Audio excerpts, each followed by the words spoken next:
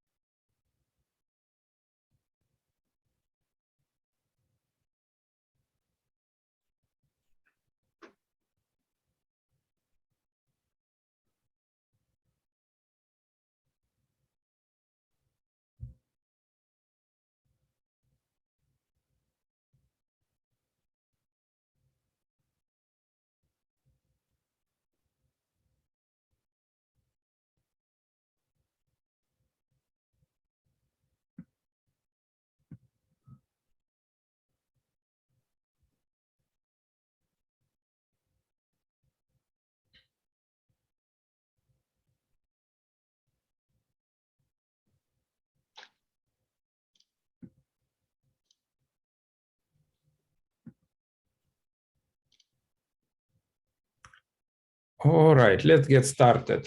Good afternoon and welcome to Minnesota HIMSS webinar series. I'm Vitaly Hirasevich, Professor of Anesthesiology and Medicine at Mayo Clinic and your host today. Couple housekeeping items. This webinar is recording and would be available on the Minnesota HIMSS website and YouTube. At the end of the presentation, you will have opportunity to ask questions and please use chat window or Q&A window button in your Zoom tool to ask questions. It's my pleasure to introduce today's speaker, Dr. Jim Bloom. He is an Associate Professor of Anesthesia and Chief Medical Information Officer at University of Iowa. He has unique career as many physicians before his medical training, as not many physicians before his medical training, he got trained as a computer scientist.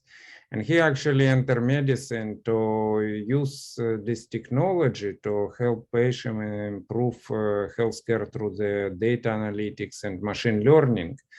He worked on the large database when he was at the University of Minnesota, Michigan. And then, then moved down to the south. Eventually, he returned back to Midwest and take this role as a Chief Medical Information Officer of University of Iowa. His particular interest is in acute respiratory distress syndrome and sepsis, and he use these techniques to help surgical and critical ill populations patient. And today he is going to talk about predictive analytics and how to closing the loop in an imperfect world. The stage is yours, Jim. Welcome. Vitaly, thank you very much for the introduction. And I'd like to thank everyone at HIMSS Minnesota for the opportunity to speak with you today about a topic that I'm really passionate about. As Vitaly said, my name is Jim Blum. I'm the Chief Medical Information Officer at the University of Iowa. I've been here for just under a year. My previous background was as a computer scientist, and I have a federally funded lab that focuses on large data set analytics and acute care in the acute care space. Before we get going, let's see if I can first advance my slides. There we go. A couple of conflicts that I need to disclose. I'm the chair of the Scientific Advisory Board for Fluid Medical. This is a Predictive Analytics Corporation that I chair the Scientific Advisory Board for. That is compensated, and I am the owner of JMB Aviation LLC, which operates a website called plainmedicine.org. It looks at the intersection of healthcare and aviation. Today, over the next hour, it's my goal to talk to you about predictive models in clinical medicine and their utilization. I think there's a lot of innovations in this space that are currently ongoing. We'll talk about where we are on the Gartner hype cycle in that domain. I want to provide you some perspective on recent controversies in this space and help you understand the difficulty, I think, in obtaining good data to support the use of these models. And at the end, I'm going to talk to you about how we at the University of Iowa are going about implementing predictive models in acute care. And I think it's a model that others may want to replicate. So a quick disclaimer about today's discussion. I'm going to be talking a lot about critical care and acute care topics. This is because I feel that I'm able to go really deep into the technical details in these domains. These are not meant to be, that's not meant to be the exclusive part of this discussion, and hopefully we'll be able to look at this from a high altitude and understand the application of these techniques across multiple domains, not just in critical care. And I think that these points will be generalizable to basically any care environment, whether it's at in the ICU or a general inpatient setting at a large academic medical center or a critical access hospital.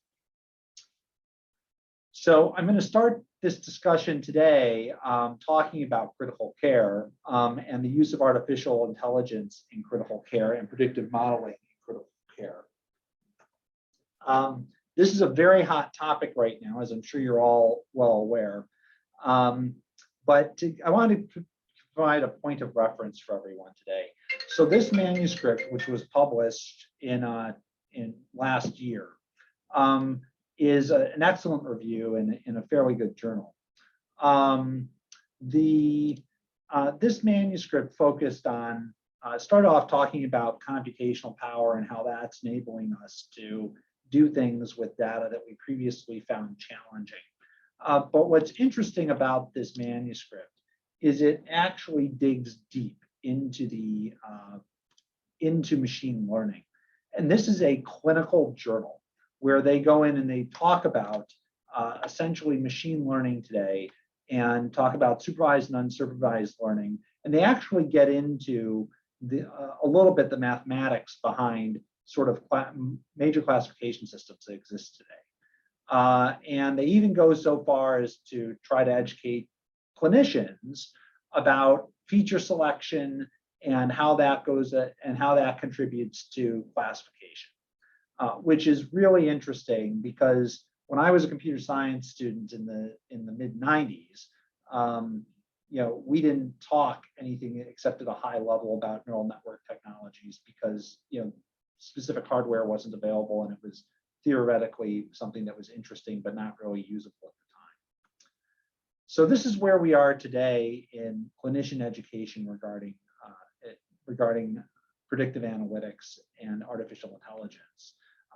But this is not new. So this is a manuscript from 20 years ago that was published in Critical Care Medicine, written by Bill Hansen, who's now the CMIO at Penn.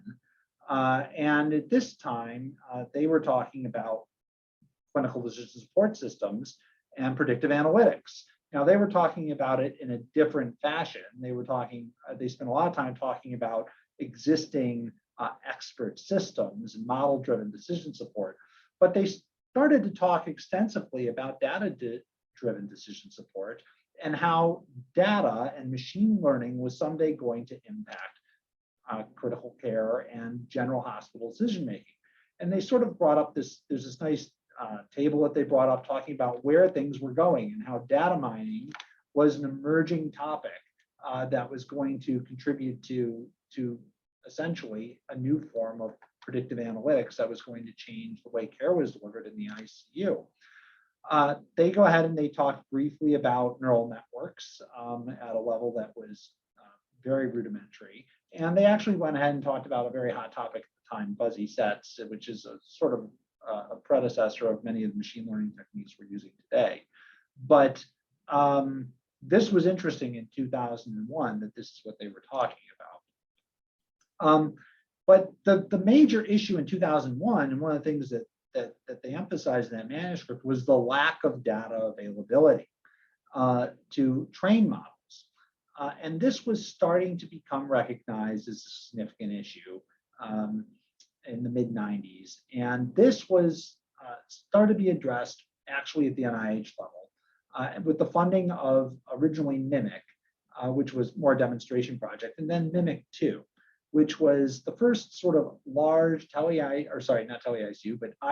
data collection for research that occurred. And this was done mostly at Beth Israel Deaconess.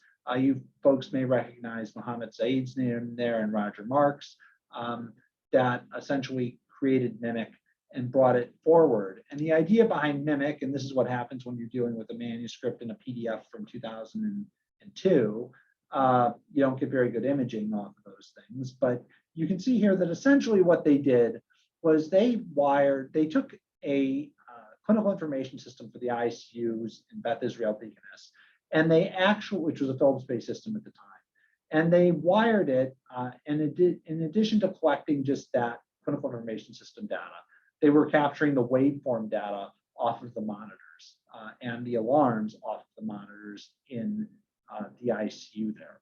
And this was a major step forward, a major innovation for critical care, in that it created a data set that enabled people to do analytics, even if they didn't have their own data sets at home, in their home institutions.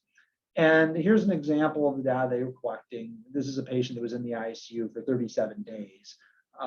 Why they chose to pick out a patient that they didn't document a blood pressure on for a couple of weeks, I'm not quite sure, but that's another issue. But it gives you an idea of the data and the breadth of data they were collecting. And in 2001, this was really substantial. And the ability for anyone and as an investigator to go out and access this data was pretty remarkable. But this was still mostly data from one institution, very select academic medical center. The reproducibility was poor. Lots of reasons why this was suboptimal, but it gave us the start of the data that we needed to start developing predictive models in the acute care setting. The other thing that happened in the early 2000s, though, was the development of telecritical care. This manuscript that was published by the Hopkins Group was really the start of VisiQ and proceeded on to become Philips eCare Manager. And what they did at Hopkins was they installed tele-ICU technology, including a proprietary clinical information system for critical care, at a couple of hospitals in Virginia that were having some pretty poor outcomes. Those of you that are familiar with the Apache score recognize that this is a predicted mortality to observed mortality, and obviously you'd like for this number to be less than 1. These facilities were performing distinctly worse than that. But with the introduction of telecritical care, they were able to drive those numbers down distinctly. Now, this became a very prominent technology. We wound up with tele-ICUs being implemented around the country, now covering about 10% of all ICU beds in the country, and collecting a tremendous amount of data in the critical care space. Philips created the EICU Research Institute, and they've produced a tremendous amount of work regarding epidemiology and some predictive analytics surrounding patient demise in the ICU. But how does this impact acute care? And the answer is that to really collect a significant amount of data in acute care, I think everyone on this call is familiar with HITECH. The implementation of electronic medical records has accelerated profoundly. As everyone sees here, I think we're at this point now with this plateau where almost every place has an electronic medical record. So the models that predicted EMR acquisitions in hospitals were correct. And now we have all types of data to generate predictive models. Again, in the acute care setting, again, this is not something new.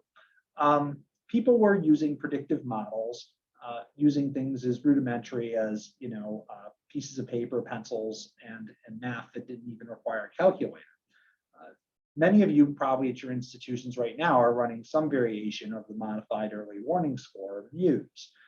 This was developed in Britain and used a very simple statistical package to develop this. And they came up with a simple scoring system that a nurse can essentially, each time they take a patient's vital signs, so once a shift or twice a shift or so, generate very quickly a score based on these very, very rudimentary numbers. And this score is actually reasonably predictive of a patient dying, being admitted to a higher level of care, whether that be an ICU or a step-down unit, or reaching one of those three elements within 30 days. Now, the problem with a score like MUSE is that it essentially says something bad is going to happen to your patient in the not too distant future. Exactly what that is, we can't tell you. They might die or be admitted to the ICU, but you might want to take a look at them and start choosing an adventure for your patient in terms of diagnosing them and or treating them. So people have said, can we do more with all this data? This was developed using very rudimentary data, not a lot of data, and it actually performed reasonably well in terms of predicting whether or not someone was going to become sick. But can we predict something? And one of the hot topics right now for prediction and predictive models has been sepsis. As many of you are aware, sepsis is a profound killer in the US. It ends up ending the lives of hundreds of thousands of patients per year. It's a tremendous reason for ICU, for hospital admission. And one of the reasons why it's such an appealing target is we know that if we treat it early, identify it and treat it early, we dramatically reduce mortality in sepsis. So people have said, let's develop models. And this is one of many models that have been developed for sepsis. And all of you that are expecting me to talk about the EPIC model, we'll get to that shortly, and the controversy surrounding that. But when you look at this manuscript that was published out of Penn, they developed a model that was based on their patient population. You can see here they ran it over a silent period, and then they were actively alerting to clinicians for a long period. You can see that there were some minor differences between the populations that were studied versus those that were alerted, but nothing too substantial that I think was reasonable, generates unreasonable concern. But what you see is this, is that patients that were identified as potentially becoming septic at time zero, at the time this metric was developed, this model was developed, the criteria for someone being septic was that you met 2 out of 4 what were called SIRS criteria, and you had a suspicion of infection.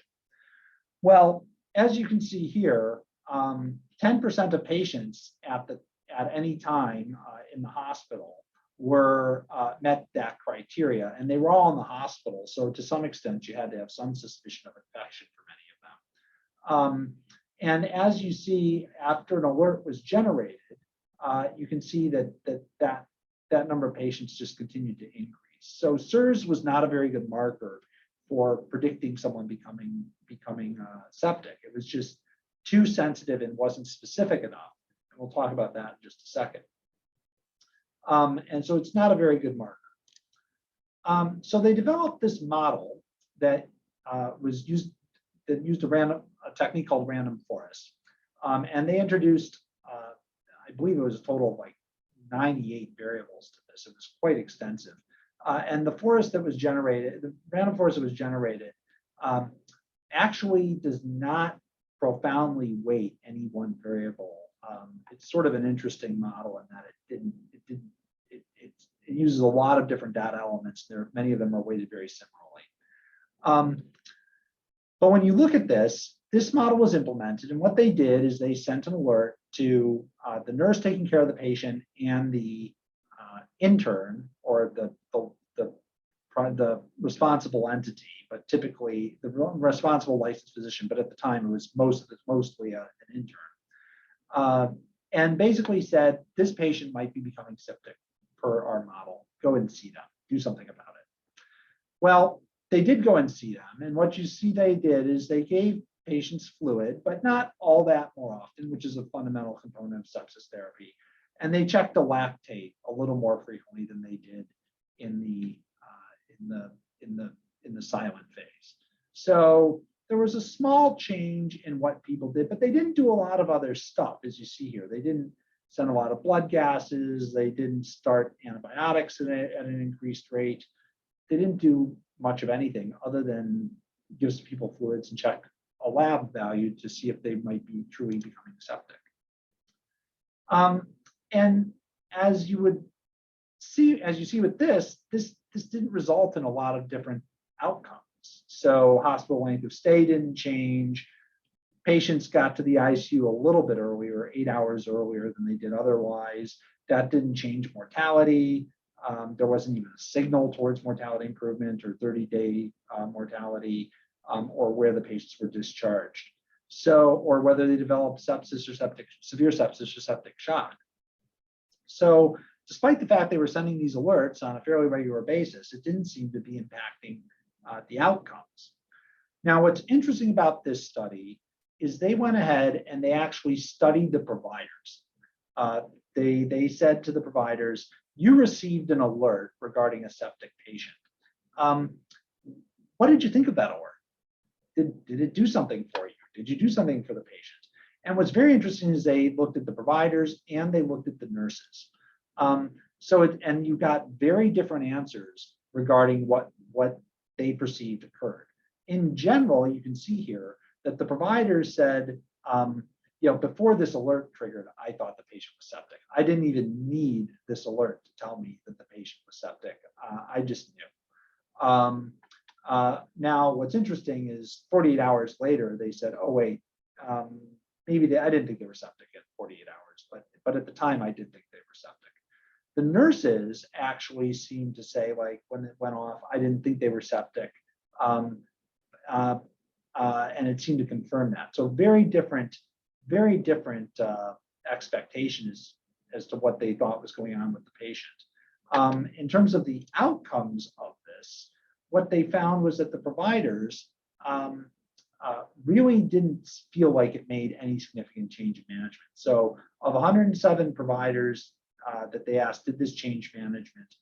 That only 10 of them said, so 9% of the time they said it changed their management.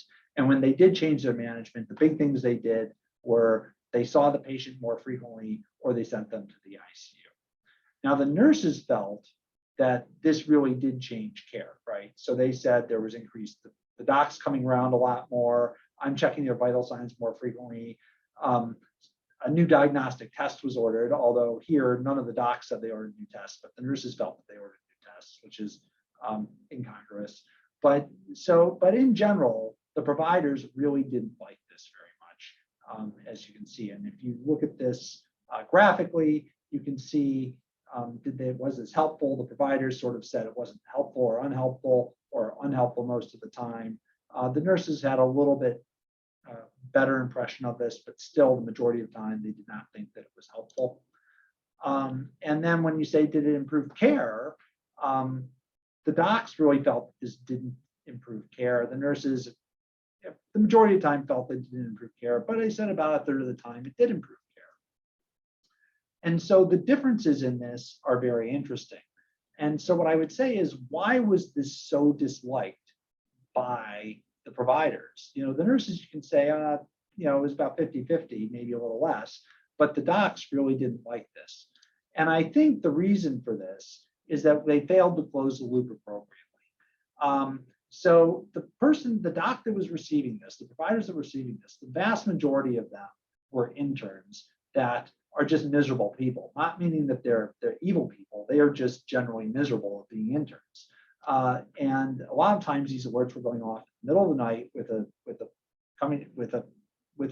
a poor intern that's being asked to come see a patient, and they don't understand what's going on. So for about 5 minutes, I'm going to tell you what they should have known that they didn't know when these algorithms were implemented. So this is the basics of biostatistics that every intern gets, every medical student gets, that by the time they're interns, they pretty much forgot. And the key things that people talk about are sensitivity and specificity. And so essentially, this is the true positive ratio versus the true negative ratio of an award. And that's what, if you remember one thing from biostatistics, that's what they probably remember. For those of you that are trying to recall this yourselves, this is how you calculate these things with these A, B, C, and D boxes. For those of you that are more graphically inclined, let's see here if I can get my slides to advance. Here you go. This is what you're looking at here. So sensitivity, you're looking at essentially the true positives versus the false negatives. Specificity, you're looking at the true negatives versus the false positives. And that's what a lot of people think about when they think about evaluating any type of medical test. They talk about the sensitivity and specificity. Importantly, a lot of people do not focus on these elements here, the positive predictive value and the negative predictive value, and we'll come to that in just a second. But when people are looking at statistical models, you'll frequently hear them talk about the ROC curve, or the area under the curve. And what you see here is this is a way that we can evaluate the overall performance of a model. So this is the true positive rate, otherwise known as the sensitivity of a test. This is the false positive rate, which is 1 minus the specificity of a test. And you can see here that a curve that is totally random chance, this line right here, is totally random. And the further out, the more area under this curve, the better a statistical model is in general. And this is known as the C statistic, if you ever hear that statistic bantered about, that term bantered about. So in a perfect world with a perfect test, this curve would look like this. And what you would see is that true negatives would all be classified by the model on like this, and true positives would all be classified like this.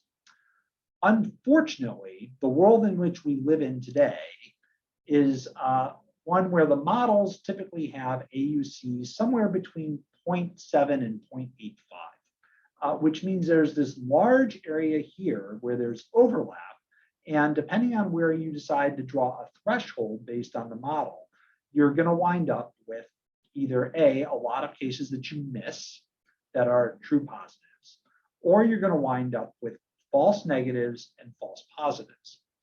And this is where most models exist today.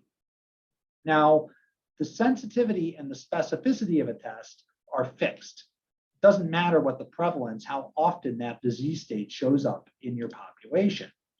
But that really matters to the positive and negative predictive value of a test. So in the positive predictive value of a test says, when I see this test, what's the likelihood that this patient actually has this disease?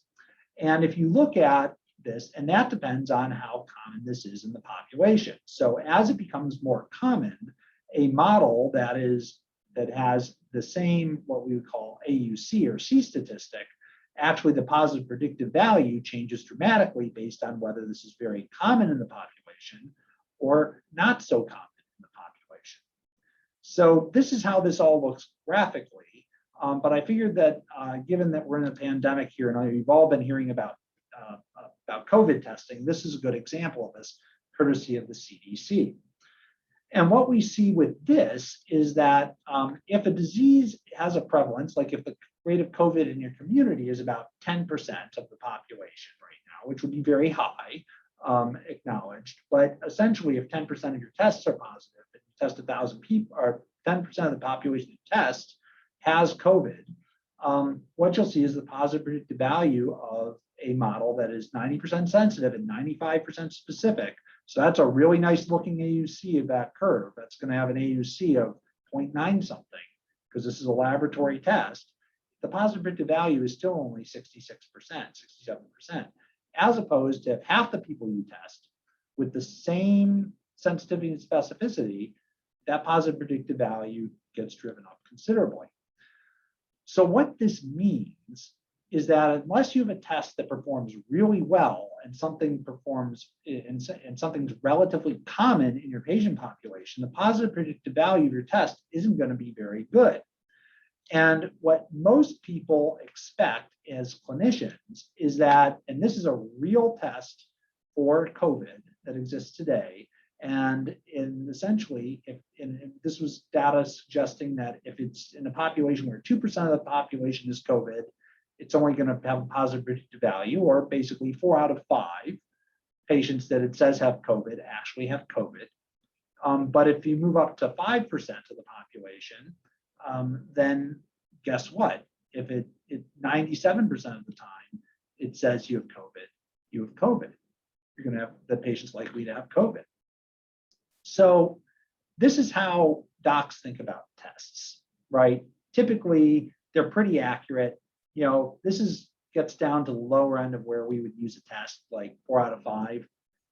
The positive predictive value, like where we would consider this to have medical utility and not be too obscure.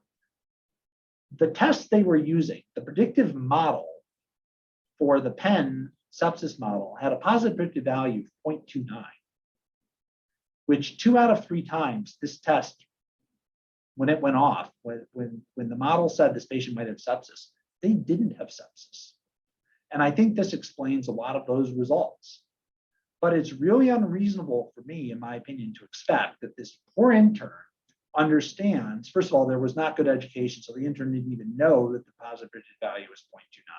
They just knew to go see this poor patient on top of the gazillion other things they had to do that evening. And much less was the intern thinking about, oh, well, what's the prevalence of this disease state? Maybe I should or shouldn't be aware of this. Maybe I should or shouldn't really believe it. They just knew that they were going, and they had 4 hours left in their shift. And when 2 out of 3 times when they went and saw a patient, they looked like this. And so this was not useful. And then when you sit back and say, how could they not love this alert? I think it becomes pretty clear as that they were not educated, they didn't know what to expect, and they had additional work placed on them for an alert that wasn't very sensitive and wasn't very specific. And I think that this is where you see a lot of predictive models that are going to fall on their face right now, because most of them operate in this, and a lot of people are trying to predict relatively rare events. So in your hospital any night, you probably have 2 or 3 patients that are becoming actively septic, maybe 4 or 5 patients amongst an 800-bed academic hospital. So you got a very small population prevalence there, less than 1%, and you got a model that's performing with an AUC of 0.8, which explains why the PPV is so low. Now, if you look at that, you can start to say, okay, I understand why this might be a problem. But now we're moving into evaluation of models. And this is a manuscript that was published by the folks at the University of Michigan looking at the EPIC sepsis model. And this model is marketed by Sepsis. It's available marketed by EPIC. It's available for free to any entity that uses Epic Care, the inpatient Epic platform. And what they did is they evaluated this model that was developed at 3 separate hospitals, and they applied it to the University of Michigan population. They saw how it performed. And this EPIC model, if you look at it, and this is in the manuscript, has a PPV that's documented to be about 0.3 to 0.4. But when they evaluated this at the University of Michigan, they basically said, okay, we're going to run this model in the background and see how it behaves and how it identifies septic patients. They found that the positive predictive value was far less than that 0.3, 0.4 range. It was down here. And depending on where you drew the thresholds, this is how it performed. There were some problems with this, though, in my opinion.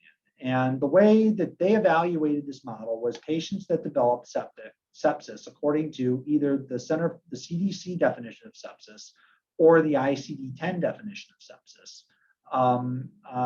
that conformed with CMS levels of organ dysfunction. And this meant that essentially, if you look at the CDC definition, you need to assume that someone's septic if you get a blood culture, and they got 4 days of they got 4 days of antibiotics, and they had active organ dysfunction, meaning they were on medications to raise their blood pressure, medications called pressors. They were on a ventilator. They had acute kidney injury by laboratory values. They had liver injury by laboratory values, platelet dysfunction. So they had end organ dysfunction. These are patients that are really sick. or if you want it, and if you take into account some other evidence of CMS dysfunction, you don't necessarily need to be on a pressor, but you need to be hypotensive, which is another thing that they took into account. Or you can not just have a platelet dysfunction, you can end up with your blood clotting being dysfunctional. Essentially, you needed one of these elements for them to consider you septic with the University of Michigan study. The problem with this is that's not how the model was trained. The model was trained by essentially saying that, okay, we're going to determine at EPIC, we're going to say you were septic if you got antibiotics, that someone documented that you were septic or there was a suspicion of sepsis, or they used a sepsis-related order set, or they ordered a lactate. So, and somewhere along that hospitalization, someone coded you as having sepsis, according to the ICD-9 coding. So this is a very different outcome measure that they use to train the model. And this is a very fundamental problem because you're now evaluating a model using a different set of criteria. And this is a bit of an extrapolation, but it'd be the equivalent to me developing a model using CT scans that can identify patients that are that have lung cancer and applying it to gastric cancer and saying, oh, gee, the model doesn't perform as well. Well, that's because it's not trying to predict what it was trained to predict. There's a fair bit of controversy about this. And if you're like me, probably folks on this call may have been involved in a lot of discussions about whether or not you should be using this model at all in your institution. And I think the answer to that is it's not clear whether or not you should or you shouldn't use the model. It created a bunch of banter in the Twitter sphere. There was discussion on the JAMA website. You can see this is written by Prem Thomas here at Yale, discussing the problems with this study. But this cast a tremendous amount of doubt about the EPIC sepsis model and significant concern at organizations whether or not they should implement it. And I think it's, if you really understood what they did and how the University of Michigan manuscript was written, it really fundamentally changes your perception compared to reading just the abstract and perhaps what came across in the lay press. So with all of this, I brought up these issues to say that whether it's deterioration or it's a predictive model for someone developing cancer or their long-term survival, there's a lot of predictive modeling that's going on in healthcare right now. We have a tremendous number of entities that are investing a lot of money, suggesting that we as individual medical centers should develop models that are proprietary, or that we should go out and buy models that are somehow going to improve the care we deliver to our patients that are developed off of larger data sets. And I think that we are now well into the Gartner hype cycle on this. So where does this fall right now? There's nothing in here that says predictive modeling in acute care. But I think if you look here and you look at sort of related topics to this, you sort of see things here with real-time health system command centers. You have elements here with smart care venues. You have some things here with crisis and emergency management platforms that sometimes are based on predictive modeling. So I would say it's fair to say that we're at this somewhere between the peak of inflated expectations and the trough of disillusionment. So this is what Gartner thought last year. If you look at healthcare.digital, they have their own perspective here. I think if you look at remote patient monitoring here, you can see here an AI-powered predictive healthcare. You can see that we're somewhere between the trough of disillusionment and the peak of exaggerated expectations. I don't think anybody feels like we're here on the plateau of productivity with these models yet. But I do anticipate we're going to see more and more models come to the market over the next few years, and we're going to see more and more publications demonstrating that they don't do what we thought they would do. And so the question that comes up is why we're going to see that. I'm going to go into now what I think is the most important element of using these models, which is how you close the loop. And I'm going to also preface this by saying this is a non-evidence-based discussion. But my prediction is we're going into the trough of disillusionment. We're going to see a lot of people that are unhappy with the performance of these models. And I don't think it's going to be because of how the models perform. I think it's because of other reasons. We're going to go into that now. So I think the question that comes up is, how do you close the loop to make sure that these models are used successfully? And I think the first thing is you need to understand the model you are selecting for use. If you're a larger institution, you might be building your own models. If you're a smaller institution, or maybe you just are an institution that says we're going to buy rather than build things, you're going to be developing those models yourself. If you're developing the models yourself, you probably have a good idea of what the performance characteristics are during development. But if you aren't developing them yourself, you may just be pulling things off the shelf and implementing them. And so, for example, Epic right now, you can just go ahead and implement their Epic model, their sepsis model, and you're off to the races. They actually provide a tremendous amount of information about the model's development for the users of their, and you can really get an understanding of how that model was developed and how it performed. But that doesn't tell you how it's going to perform in your local environment. And so I think before turning on one of these models, it's really important to study the model with your local population and see how it applies. These models are frequently designed off large data sets from a few institutions, which may or may not document things the same way, or may not have the same population that you are taking care of in your institution. I think the next element that's really key to success in using these models and actually driving outcomes that are substantial is getting the right people to respond to the alert. So who are the right people to respond to an alert? So this is the right person, right? Someone that is not a pessimist about these models. In fact, someone that says, I'm an optimist that something bad is going to happen because of this model is who you want to have responding to this alert. You want someone that believes in this technology and understands the nuance of the technology and what it means to have a PPV of 0.29 and what positive predictive value means and what prevalence and all those things are. So the right people are typically not the nurse that's taking care of the patient. This is what a lot of institutions do. They say, okay, well, let's just trigger the alert as a best practice, and that'll pop up in the nurse's face, and then they need to get a hold of somebody to deal with this. That I think is the wrong answer. When you look at our nursing burnout situation right now, I think that this is just adding workload to the nurse and having them have to get in touch with somebody to deal with a patient that might be becoming ill or deteriorating is really suboptimal. The right person is also probably not the poor intern that's on a service where you have a flavor of the month problem with that provider. A lot of first year residents that are taking call, particularly on internal medicine services or general surgical services, they're going to psychiatry or they're going to neurology. They haven't been trained about how to manage sepsis or identify sepsis or necessarily the workup. Orthopedic surgeons are lovely people, but you probably don't want them treating your sepsis. They're great for fixing bones. So you probably need to have people that know what they're doing in a certain domain, and sending a sepsis alert to a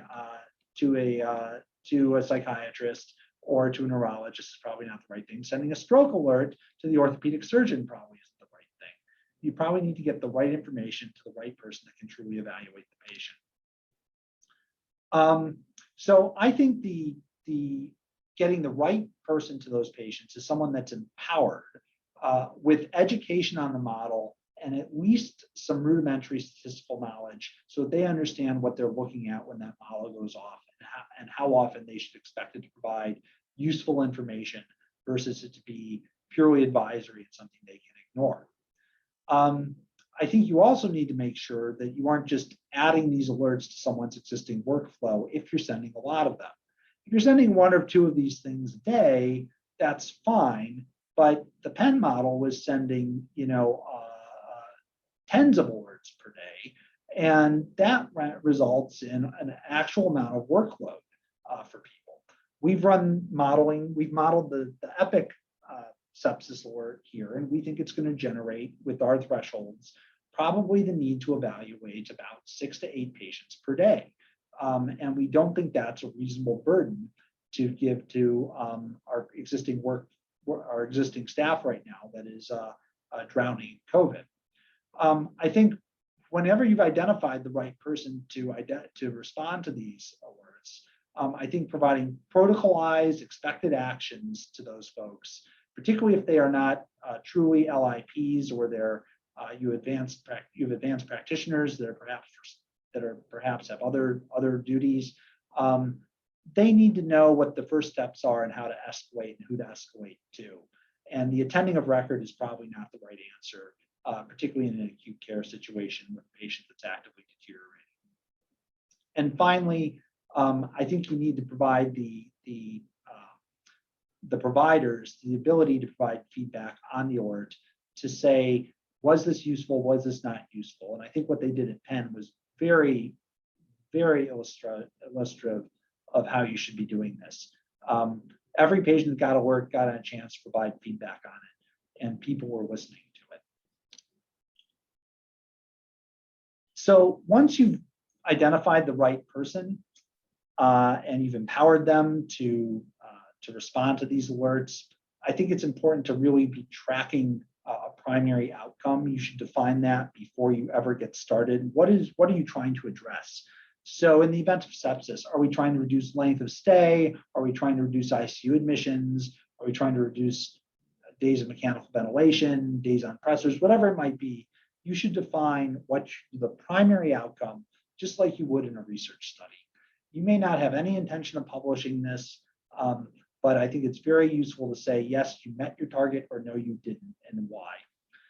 And then I think it's important to define, in addition to that primary outcome, secondary outcomes that are patient-centric, that are hospital performance metrics, and provider-centric metrics to really help understand what this is doing across the care continuum. So patient-centric metrics, chances are your primary outcome will be one of those: mortality, length of stay, cost of care, something along those lines. But hospital performance metrics may be something along the lines of resource utilization in some other domain. And provider-centric metrics: how much time was spent by your providers on this? How often did they find there was utility in the alert that they were sent in the model? Those, I think, are very useful things to be including. And the last thing that I think is how we close the loop is not just how you close the loop with your organization, with the providers, and continue to follow their things, but sharing your experience with others. As I said, I don't know that everyone should expect to be publishing their results, but I think whether you share that in a forum like this, you share it at the HIMSS national meeting, you share it at a user group meeting, or some other society meeting, I think that it's important to share these experiences, because as we go through, we're all going to try these things. It's a new domain. We aren't quite sure how to use this technology and how to make it successful. And the more that we share these experiences with one another, the better we will get at doing the implementations of these technologies. So with that, I'm going to conclude by saying that I think that although many of us are saying we're moving to this new domain of predictive modeling, this was foreshadowed 20 years ago. We just finally today have the data and the computational power to make use of the models of that data and develop models that we can implement.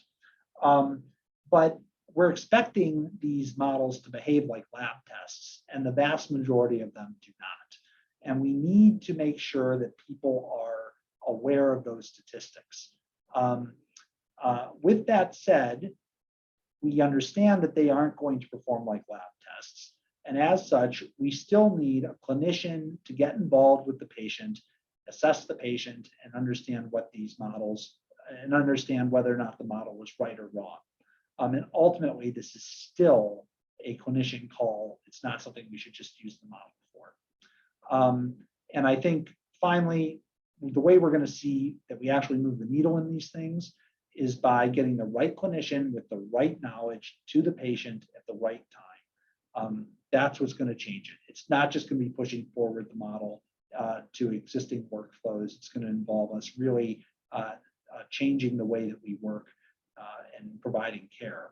And I think the way that we're going to assess that is very important and determine whether or not we're having that impact through pre-establishing our outcome metrics that we're going to look at and knowing if we're being successful or not. So with that, I believe we've got about 10 minutes left with the seminar, and I'm happy to take questions or receive comments from folks. Thank you, Dr. Blum. It was very, very useful, and it's very inspirational for people who may have limited knowledge on the diagnostic performance studies and so, and the way how that could be calculated or so. I remind, please ask questions in the chat window or use your Q&A button and ask questions. Until then, I have one question, probably you can answer and address that. We have like almost 10 years ago, IBM Watson kicking a market and told, okay, we are going to deliver to the moon. That would be some like new generation of the algorithms which will deliver into medicine. 10 years later, there are really no single documented algorithm from Watson which use routinely in a practice. Can you comment what happened and why? Yeah, so the Watson story is, books are being written on this. So to sum this up in a Q&A session is going to be tough. But I think the first thing was that Watson overall was attempting to use not just physiologic data. They were not trying to take a small bite at IBM. They were trying to do a moonshot, right? They were trying to develop new knowledge from existing information that wasn't well codified. And when you look at a lot of their work, they were attempting to use NLP to understand different studies, to then essentially do automated meta-analyses to recommend preferred therapies in things like oncology.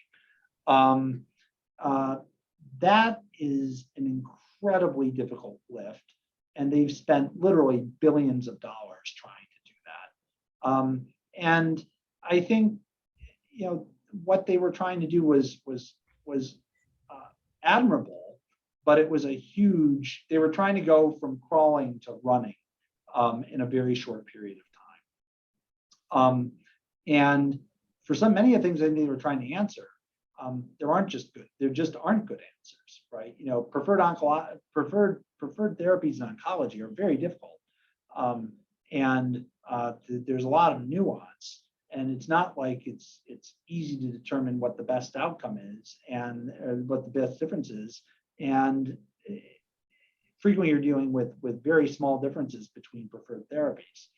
So I think Watson was just trying to do too much. When you look at sort of the acute care setting where you have much better codified data, you have more well-defined outcomes, you've got large data sets that are easy to amass, I think that's where we're going to see successful models that are built.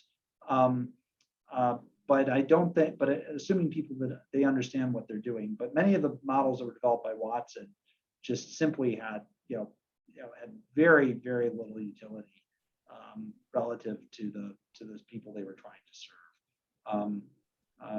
And those people were also that were metabolizing those recommendations also had a lot of intrinsic bias towards whatever their practice was. So it didn't matter what Watson told them.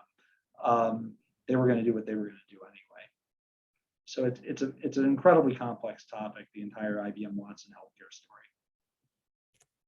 Yeah, that's interesting, and I hope there are other developers, they will learn lessons from that and would be more successful in producing useful algorithms and useful software.